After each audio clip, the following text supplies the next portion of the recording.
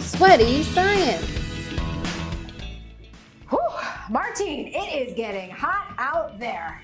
Yep, that's what happens in summertime here in Boston, Hannah. It gets hot. Good point, Martine.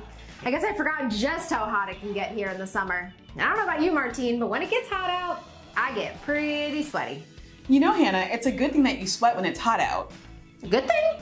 Martine, I actually find it really annoying. It's like as soon as I step outside on a hot day, sweat everywhere. And even my brother tells me that when I'm sweaty, I'm smelly. I don't like that. Well, Hannah, you might be a little stinky, but that's okay. Sweat is our body's way of cooling us down. You see, our body works best when its temperature is about 98.6 degrees Fahrenheit or 37 degrees Celsius if you're down with the metric system. If your body gets hotter than that from either being outside on a hot sunny day or exercising, it wants to cool down as fast as it can to get back to a comfortable 98.6 degrees Fahrenheit or 37 degrees Celsius. So you're telling me that sweating is actually a good thing and it helps our bodies to cool down? Exactly. When our bodies get too hot, a part of our brain called the hypothalamus sends us a message to your body telling it to sweat. Ooh, the hypothalamus kind of sounds like a hippo. Sure, Hannah, sure. But hypothalamus. Oh, hypothalamus. Still sounds like a hippo to me. Anyway, Martine, sometimes when I'm running outside and sweat starts dripping down my face, because remember, I do sweat a lot, it ends up in my mouth, and it tastes kind of salty. Does that mean there's a lot of salt in our sweat? Good observation, Hannah. Sweat is made almost completely of water, but there are tiny amounts of chemicals like salts, sugars, ammonia, and urea. Ooh. So the primary thing you're going to taste is the salt, not the sugar, unfortunately. Interesting. I mean, who knew there was so much to know about sweat? There sure is. In fact, why don't we spend today's episode taking a closer look at the science of sweat? Ooh, that sounds like a great idea, Martine. As long as there's air conditioning in the studio, I'm in. There sure is. Awesome. Let's Can't get ready. wait. Okay. Yay!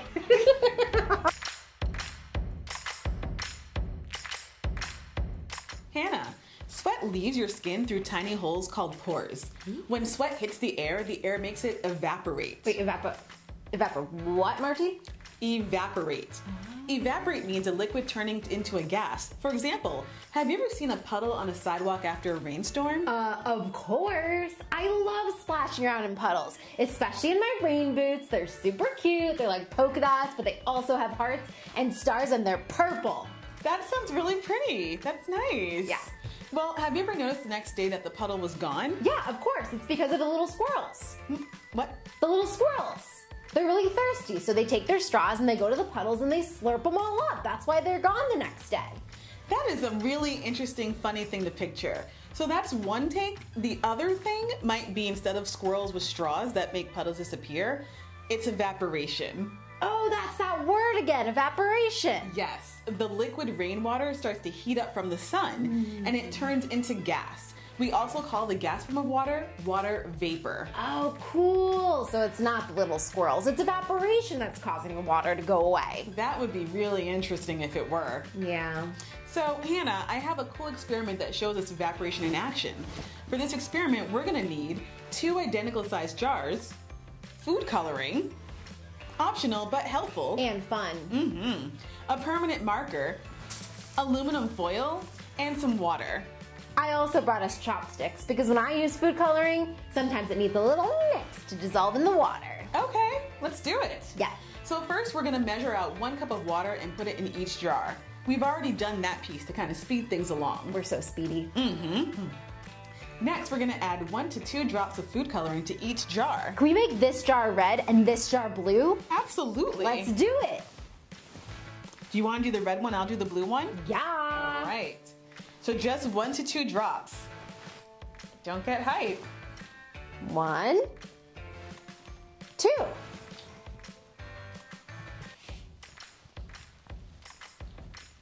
Good call on the chopsticks. I know. Very nice. Thanks, Thank Martine. Okay. And then you're going to use a permanent marker to mark the water level in each jar. It is best if you kneel down and look at the jar from the side to mark the water level, but if you don't want to get down like that, you can also just put it eye level, make sure it's steady, and put a marker line all the way around. Cool.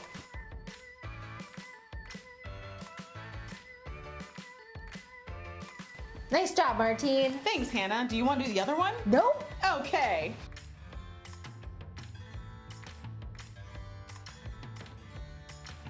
Nice. Martine, why did we put that marking on the jar? So, what we want to do is we want to see where the water is right now before we do our experiment. Oh, that makes sense. I've got it. Okay, what's next? So, we're going to cover one jar with aluminum foil and the other jar we're going to leave open, uncovered. Let's cover the blue one with the aluminum foil. Okay, that's a great idea. It doesn't matter which one, right? It doesn't, but we're going to go with blue. Cool.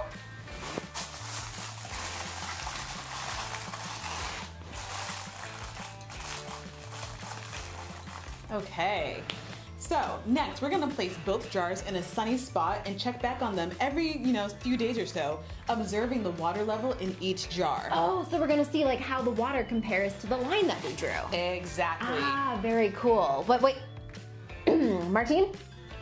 I think you forgot something. It is an experiment that we're doing, right? And Right. so don't we need to make starts with a P, a prediction? A prediction. So we're gonna make a prediction, and look who's here to help us with that. Oh, it's Prediction Chicken! Hi there, Prediction Chicken. You're right, I almost forgot to make a prediction. Listen, Prediction Chicken, it's not personal. I completely just forgot. But now that you're here with us, what do you think will happen in our experiment? We have 2 jars of water, one with the lid and one without, that we're gonna place in a sunny spot for a few days.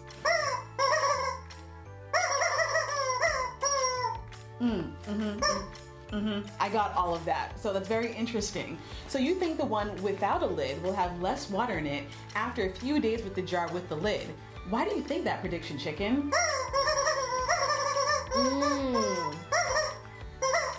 Wow, so smart. So smart. Okay, it's because of evaporation. That's definitely what the Prediction Chicken said. The jar without the lid will allow the water to evaporate or turn into gas as it heats up from the sun, while the jar with the lid might make it harder for the water to evaporate. Love that prediction. Prediction Chicken really just blows me away every time. I mean, just the brilliance of its predictions are just out of this world. What Really. would we do without you, Prediction Chicken? I don't know. All right. Well, Prediction Chicken, we'll have to see in a couple of days if your prediction was correct. See you in a few days, Martine. See you, Hannah.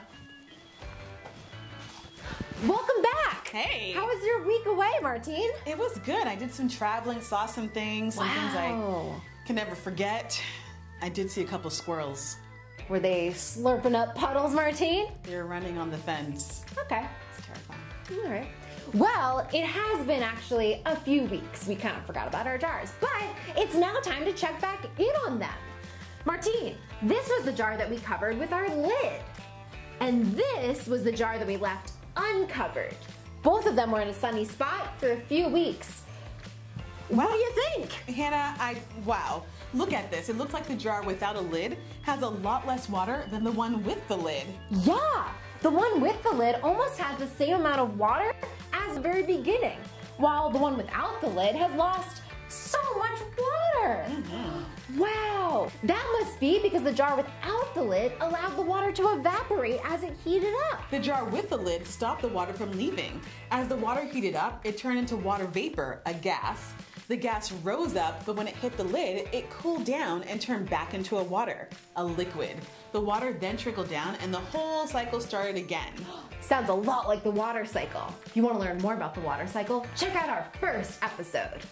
It's so cool, Martine, to see evaporation in action with our 2 jars. It sure is, Hannah. And remember, our sweat is almost entirely water. So when we're outside on a hot day and sweating, our sweat dries or evaporates just like the water in the jar. Oh, cool. And when the sweat evaporates into the air, some of the heat from your body escapes into the air too, which helps you cool off. So try this. Lick the back of your hand and then gently blow air over the wet skin. You want me to lick my hand? Mm-hmm. Okay. I did wash it. Just want to let everyone know. It's clean. I'm not a cat. I'm just licking my hand. Okay. So, blow on it gently. It feels really cool. Right? Whoa. That's awesome. So, blowing on your skin makes the water turn into water vapor. This helps to cool our skin down. Oh, cool. So this is also like the evaporation that we saw in our jar. Exactly. Very cool.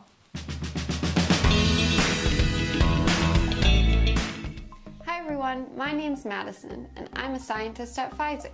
And my name's Iana, and I'm also a scientist at Pfizer alongside Madison. And together, we both work on medicine. We are so excited to be here with you today to learn more about sweat. Sweat is super important because it helps our bodies to cool down when they get too hot. I wonder if there are other things we can do to keep our bodies cool on a hot day. That's a great question, Madison. Well, one easy thing you can do to keep your body cool on a hot day is to choose cool colored clothing. What are some cooling colors? Well, let's do an experiment to find out. For this experiment, we are going to compare the colors white and black to see which color will keep us cool on a hot day. We will need water that is placed in our Pfizer water bottle today, white construction paper, black construction paper, a thermometer, 4 rubber bands, 2 glass or plastic jars, a construction paper to keep notes of your experiment, and food coloring if you want to get funky with it, as well as plastic wrap. First, let's wrap the construction paper around one of the glass jars and secure it in place with a rubber band.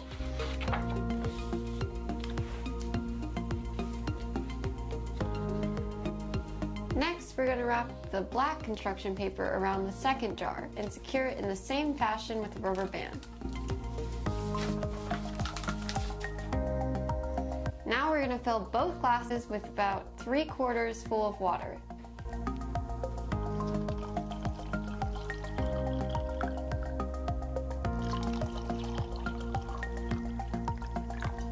They should have the same amount of water.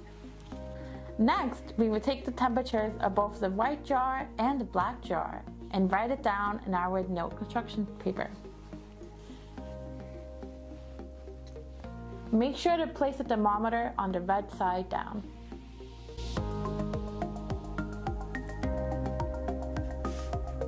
Okay, this is at about 63 degrees Fahrenheit.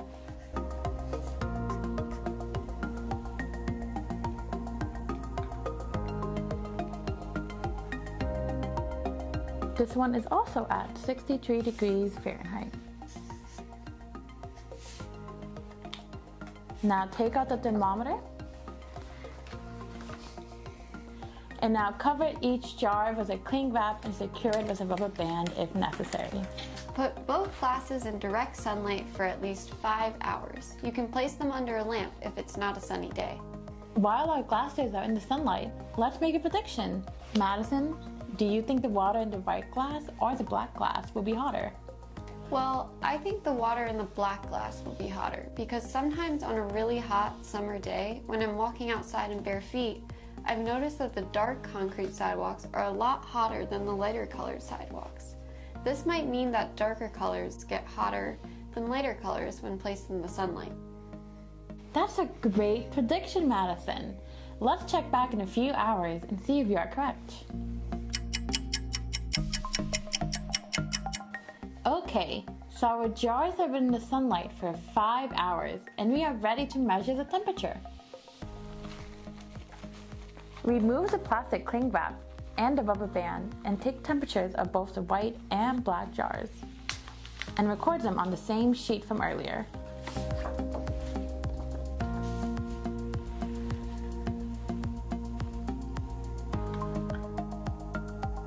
So this one is at 65 degrees.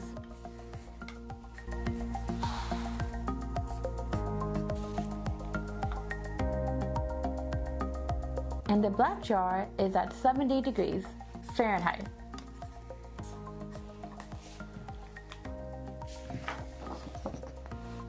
Wow, so it looks like the water in the black jar is a lot hotter than the water in the white jar.